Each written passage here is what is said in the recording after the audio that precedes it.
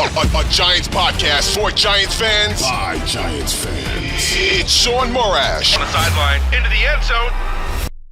Touchdown, Giants! From the offseason to the wins and the losses, it's time to take one Giant step. All right, welcome into One Giant Step. Shaun Morash here, Bryce Gelman here. G-Men 0-2 after a loss in Landover, Maryland, and a loss of the likes of which we could not have predicted and the style of which we could not predicted, which in many ways is not what you want to hear listening to this, but just from purely a content standpoint, as much as I am aggravated as a Giant fan right now, it just shows you, thank you for listening and downloading and subscribing to One Giant Step every week. You might as well rip up whatever we thought pre-game, because everything we thought is not the talk topic today as the Giants fall to 0-2. And just to kind of give you a little thumbnail, we're of course going to talk about the kicking situation with Graham Gano. We're going to talk about the defense getting gashed. And we're going to talk about some other things to start. But, first, Bryce, here we are, 0-2, and a lot of things to scream and yell about.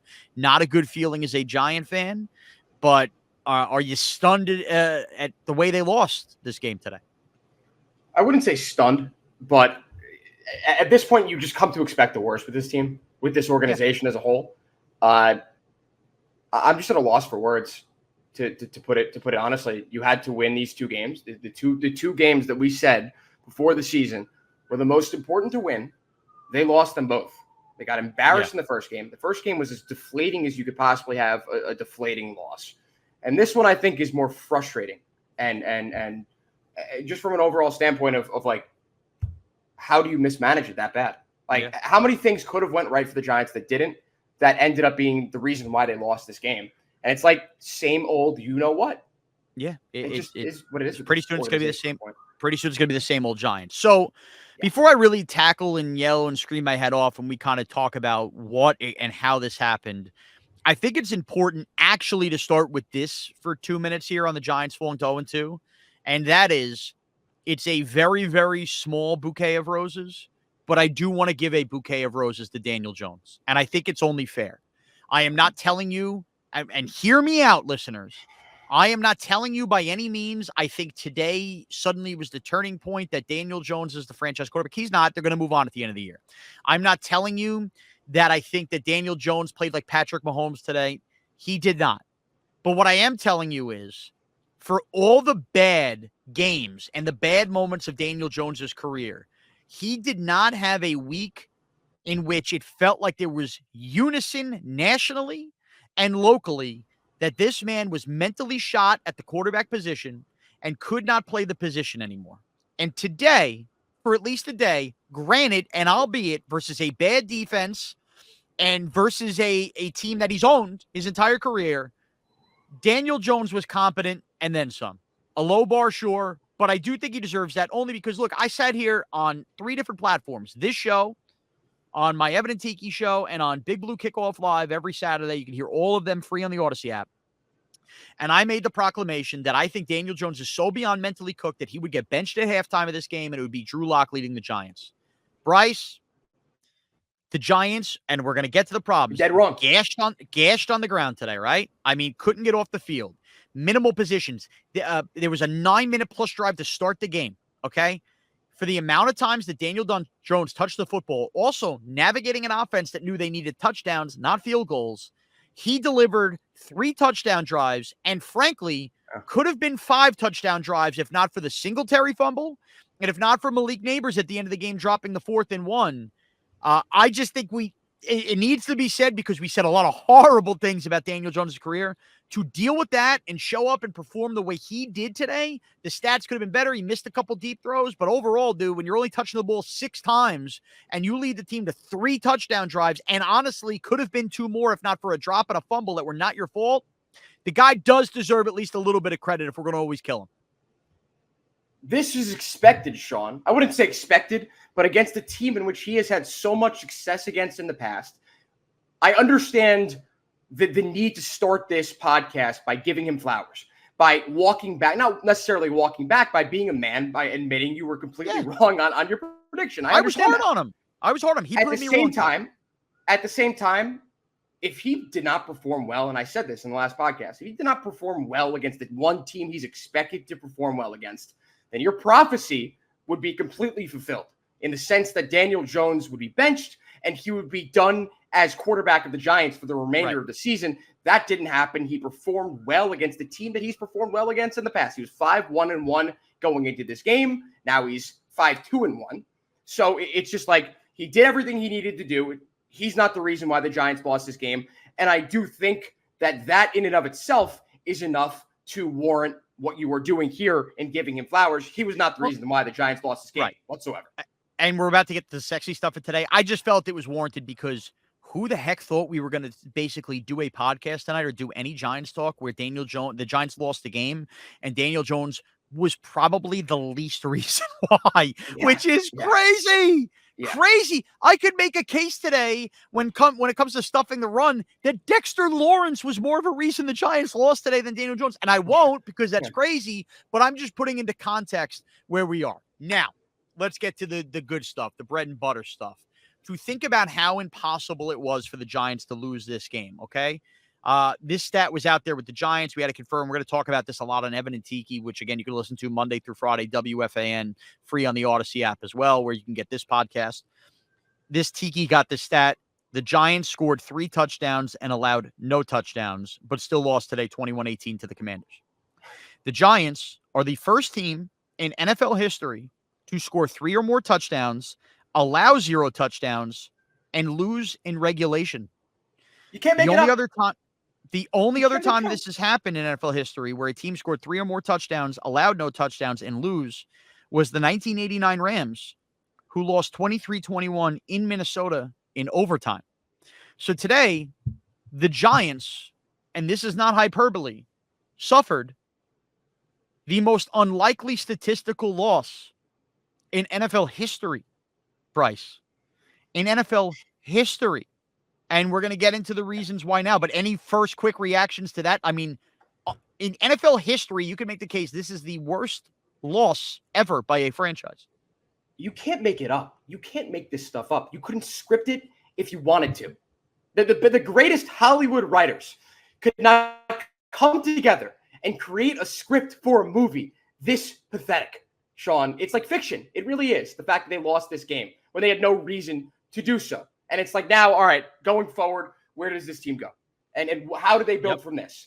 If I were this team, if I were the Giants, if I were Brian Daboll, I'd take a long, hard look in the mirror and seriously reevaluate what we do as an organization.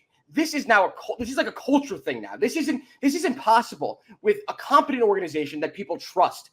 There isn't a lot of trust going around right now, not just in the head coach, but in the GM as well and in ownership. This only happens with a team like this, not with the Packers, not with the Chiefs, not with the Patriots of old. This happens because of trust and because of incompetence, Shaun. That's why it is so pathetic. It's hard for me to argue any of that, and that's going to lead me to Brian Daboll and this kicking situation. Bryce, you know me, man. We've worked together long enough now where I think you get the sense, and I genuinely mean this way, I try to find the positives in everything, right? I will exhaust, and I say this seriously, and maybe this is a fault of mine, I will exhaust options at finding positives in people and pointing to the defense and telling people don't panic yet. I've done it with Daniel Jones, and I'm done doing it with that.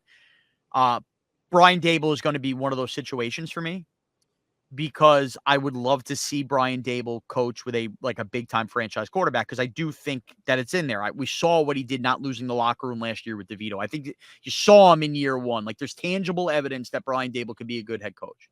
But then you have these moments like today where they're undeniable how inexcusably inept you are, and then including having to answer about it with the media. And what I mean by that is what happened with the Giants kicker situation. Look, you're a diehard Giant fan. You're listening to this podcast, and I appreciate it. You shouldn't have to be reminded, everybody, of this, but the story today with the kicker actually goes back to last year. And last year, Graham Gano battled groin injuries early in the year and was missing kicks and was not looking like the trustworthy Graham Gano of old. It got to the point in that Jet game, remember in the rain, where Graham Gano misses a couple field goals, including that one late, and the Giants lose as a result when Gano tells Daboll he's fine. It was pointed to that point of Daboll almost trusting Graham Gano too much at his word that he was okay when he wasn't. And the Giants lost football games as a result of the kicking situation last year. And one thing that made me really happy this year, Bryce, that was really nerdy and really like under the radar was they bring in this kid from Rutgers who's like the foreign exchange NFL program. I can't get his name right. It's Jude McNamee, I think is how you say it. Judd McNamee. No offense to him, his name's not important. The point is he's a place kicker. And he was on the practice squad. Think about this. Teams don't usually keep kickers on the practice squad. Some do. The Giants did. And in this day and age in the NFL, when you're a head coach, it ain't like Joe Gibbs, it ain't like Tom Coughlin, where if you have a maneuver on Saturday, you have to physically sign a guy off the practice squad to your active roster, cut somebody or put them on IR, okay? And then afterwards, if you're done with the guy, you need to hope they clear waivers again and sign them back to the practice squad. That doesn't exist in today's NFL. You can elevate up to 3 guys on a game day and give them one of the active spots. So the fact that with all of these things for you and keeping a kicker on the practice squad for this reason, the Giants on Friday had Graham Gano pop up on the injury report on Friday. Then Saturday, you find out he's still banged up. And you don't think to yourselves, you know what? Last week we didn't play Isaiah Simmons a single snap. Again, Isaiah Simmons played this week. This is not what it's about. It's not as if they showed you that they could go through not using everybody on a roster. Why on the only position on the football field, or one of the two with punter as well, would you leave yourself short when all you had to do was activate the kid just in case that groin was not all right? And then what happens? Gano is booming field goals early. Oh, he's fine. And he hurts his hamstring on the opening kickoff because, remember, in today's NFL, with the kickoff rules, Bryce, teams can return kicks, and he immediately hurts his hamstring. And then after the game, Brian Daboll, if you haven't heard it, you can go out there, listen to it, is asked about this. He said, well, I'm not a doctor. I don't know what the hamstring is. And it's a new injury. It has nothing to do with the groin. Or I can't say it has anything to do with the groin. He's clearly favoring the groin, which affects your other muscles. It's like simple. Like a head coach should know that. He set Graham Gano up to fail. And more importantly, he set the Giants up to fail, Bryce. It's inexcusable. Like, to me, of all the bad Brian Daboll moments, how he handled the kicker situation today is the most unforgivable Brian Daboll head coaching moment there is. There's just no excuse to be, I don't want to use this word, I'll say it, that's stupid. I have like severe PTSD when it comes to that Jets game from last year. Yeah. It is, you just use the word inexcusable.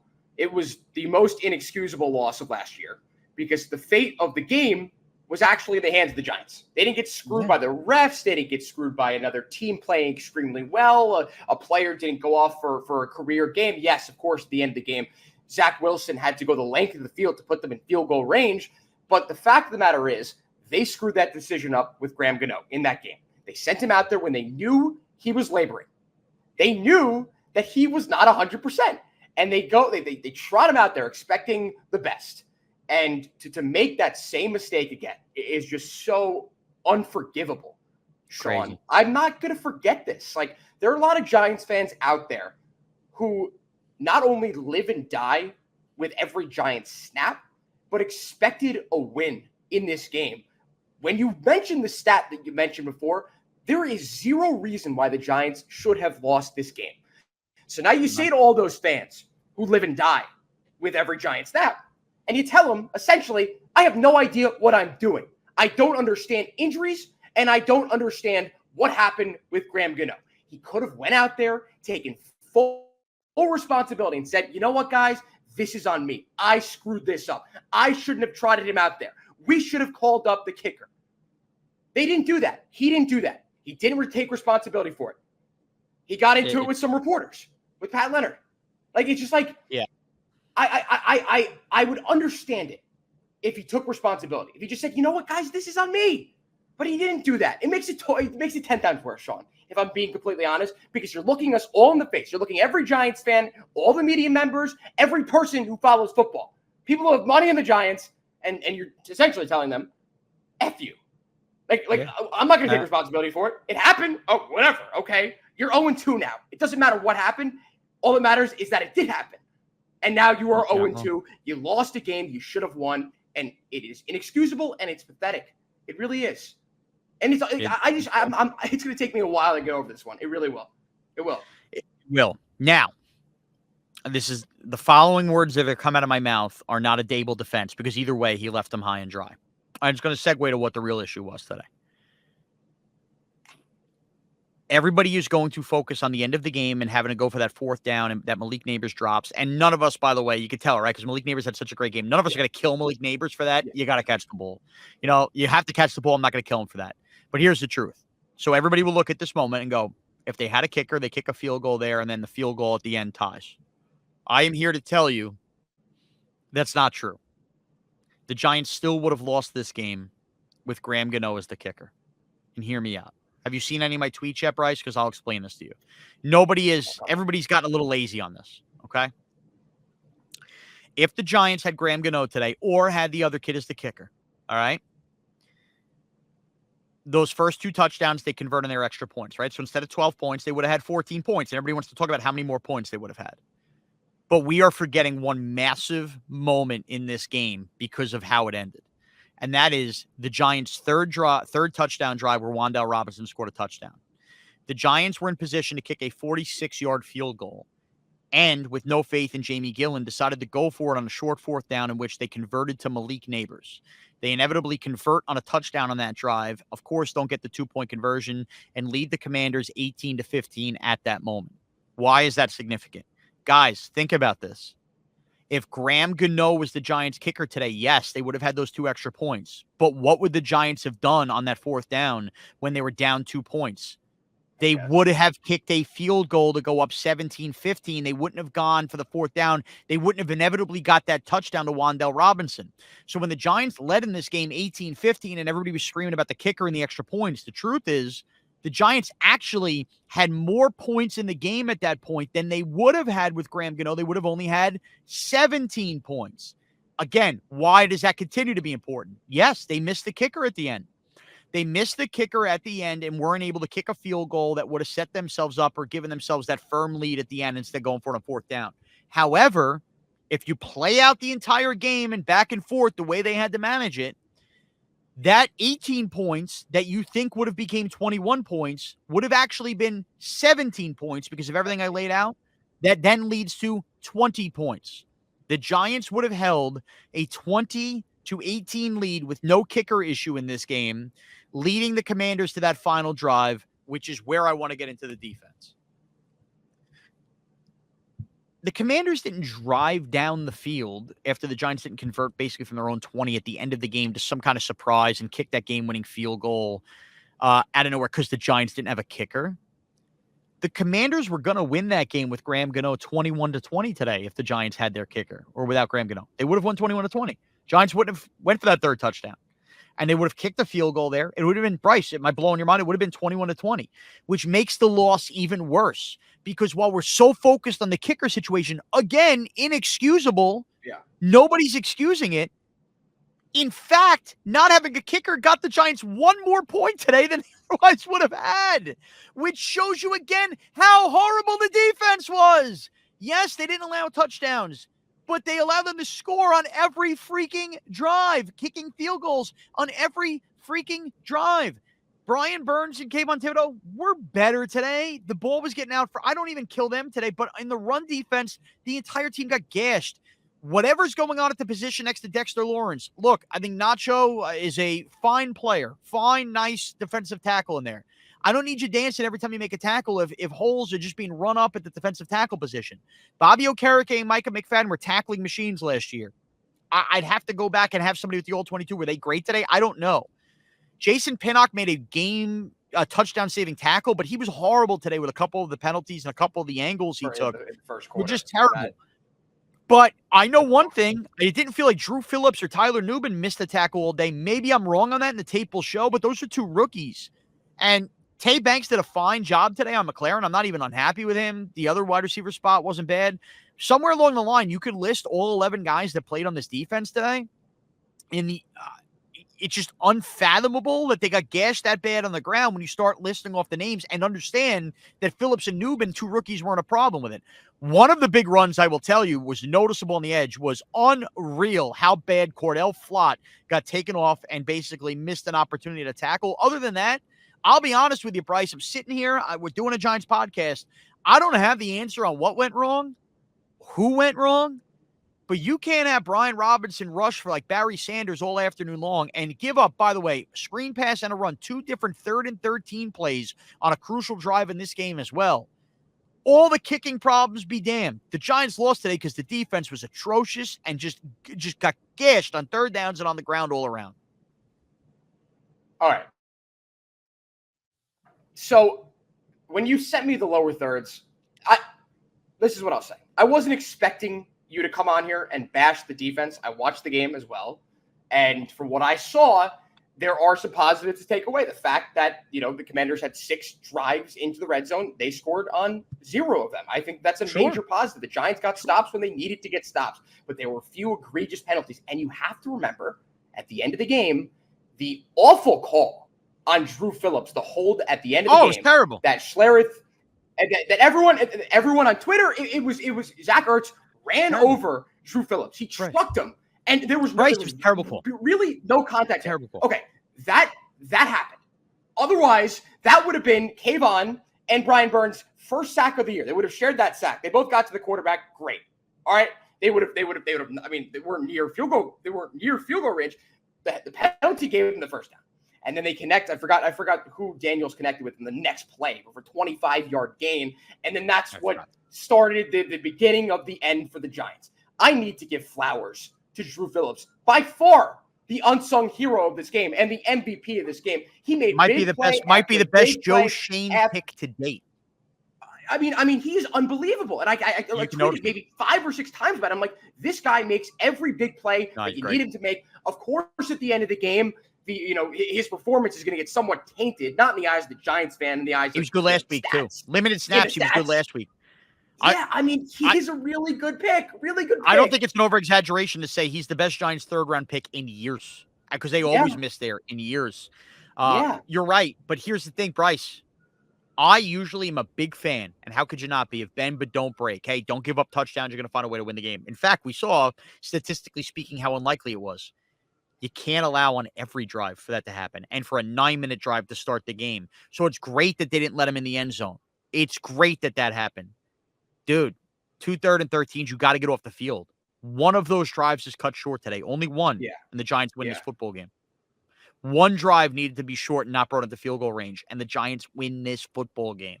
So you could bend but not break all you want, but if you bend every single time to the point where it results in points, you get a statistically impossible loss like today.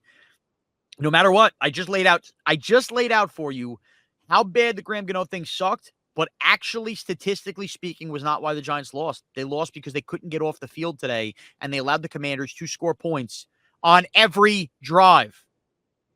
Shaun, I'm extremely disappointed in Kayvon Thibodeau and Brian Burns. Again, another week. Both of them have 0 sacks. Kayvon was better than Burns today, too, by the way. He was. And Burns had the play that got called back on the defensive hold, but still. Thibodeau was at least noticeable on plays. Burns was damn right invisible. And you gave all that money to him instead of bringing back. I get we've covered all of the bases that need to be covered on this conversation, and we're not going to bring it up again. But I'm going to say this: they decided not to pay Xavier McKinney. They decided not to pay Saquon Barkley. Guess where all that money went combined? All of it, Shaun. Brian Burns, who was expected to be this unbelievable force off the edge, would get a lot of sacks, would be a game wrecker, a game disruptor. He has disrupted nothing. In all of the snaps that he has played over the course of these last 2 games, I think you look everywhere. You look all over, both sides of the ball. By far, Shaun, the biggest disappointment is Brian Burns. And I think a close second is Kayvon Thibodeau. What do they do in the run game? Where are they? They're getting blocked at the side. Dexter Lawrence. Today, let me say this. The one thing, the thing that I think makes this 10 times worse. The idea that Dexter Lawrence is double and triple teamed on the majority of plays, and they are still not able to get to the quarterback. They are still not able to stop the run, and it's always on one, Shaun. They're not the guys getting doubled. Do you think the Commanders, you think Dan Quinn are putting any effort, any attention to stopping Brian Burns on the edge? Because they know it's going to happen anyway. Pathetic. Bryce, I don't disagree, but the way the Commanders ran an offense today, the ball is out in a second and a half, and it's all about the run game. I'm not going to kill. There'll be plenty of time to do it. And last week was it. I'm not going to kill Kayvon Thibodeau and Brian Burns as pass rushers in this game, because basically that would the Commanders scheme the whole thing to avoid having the pass. Daniels is getting it out, taking off run. But at some point, you got to set an edge, and you can't as pass rushers. You got to figure out a way to play this 3rd and 13. I mean, Jesus, Azeez Ojulari, I feel like when he came off the bench, he made like 2 plays on the run game today and actually played it well. Look, all the tape will be out there this week, and we'll find a better idea of where it went wrong. One note, I gave you the one noticeable play by Flott. They paid Bobby Okereke a lot of money too to be a middle linebacker, and look, he's made plays and he was great last year. When you get to that second level of defense, you got to be a reason why your team's not getting gashed by the run as well. So he could be to blame as well. All that stuff's going to come out. Look, we're taping this on a Sunday night. The wounds are fresh. The bottom line is this. You want to blame Burns and Thibodeau, that's fine. The only one I can't blame today is Drew Phillips, for sure. Yep. Somewhere along the line. And as good as Dexter Lawrence is, you're right, double, triple teamed. They're running up the middle, too. So that defensive tackle position next to him where they let Leonard Williams go, and they should have, clearly a big issue for the Giants as well. Either way, it's disheartening. It's disgusting. But you want the positive? You want the little tidy on the ball on the positive at the end here? On top of the young guys we brought up, Neighbors had himself a day. Phillips had a day. Newman looks like a player. Stunningly, this looks like the Giants might actually have a decent draft class. By the way, where was Theo Johnson today? I'm still looking for him. But it looks like they might have a decent... He made a really good block in the first quarter. Right. A really good block. Looks like they might have a decent draft class, but these Sundays hurt. And watching the Giants lose football games early in September and feeling like the season's escaping from you hurts, because we've done it so many times, and it stings. And Bryce is 10 years younger than me. It probably stings even more for him. I've seen more success in my adult life, right? However, if we're all sensible here and we understand that the end goal is to find the next franchise quarterback for the New York Giants, beating the Commanders last year hurt the Giants in that end goal, and that's why they have Jaden Daniels today. So I know that there are going to be a certain number of fans listening to this that are clicking the podcast over right now that don't want to hear this. And by no means am I suggesting that the players and the coach lose on purpose. Again, there's a difference in rooting for losses or not caring about losses. I think that's why I'm more apathetic than I am screaming and yelling today, because I thought today sucked, and today was a miserable feeling.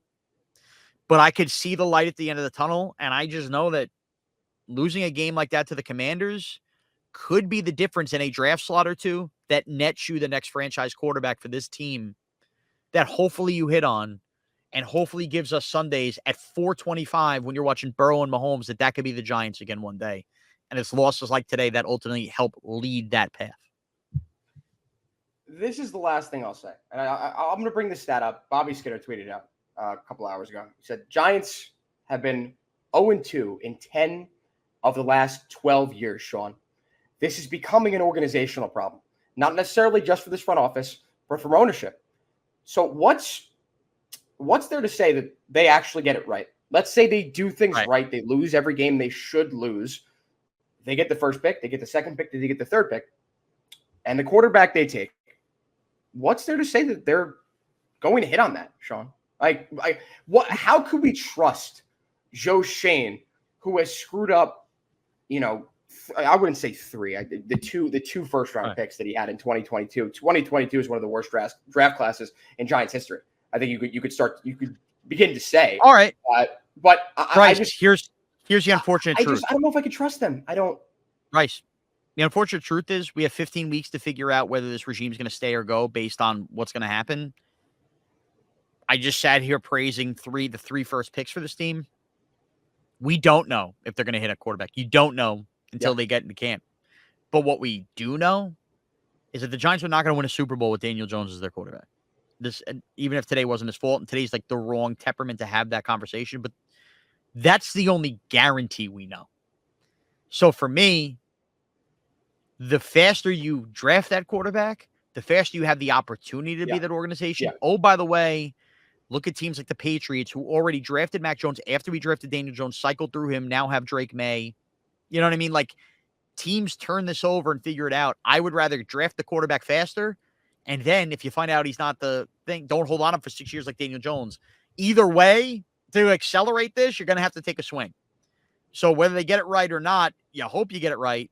They have to. And to have the best chance to get it right, you got to swallow losses like today. All right. Download, subscribe to One Giant Step everywhere podcasts are available. At Bryce Gelman on Twitter. At Shaun Morash on Twitter. Drop us questions, thoughts. We'll get to them on the preview pod for next week's game, Giants and Browns. Look, if you're one of these fans, and I don't blame you for being this way because nobody wants to throw away seasons that, feels like a last stand and looks at the Browns as beatable, even though they had a good day with the Jaguars. I can hear that conversation. I'm open to the conversation. Let's have the conversation. They are playing Deshaun Watson next week, and we will do that free on the Odyssey app and everywhere podcasts are available. Thank you, everybody listening. This sucks that we're 0-2. Brighter days got to be coming at some point. Thanks for taking one giant step with us.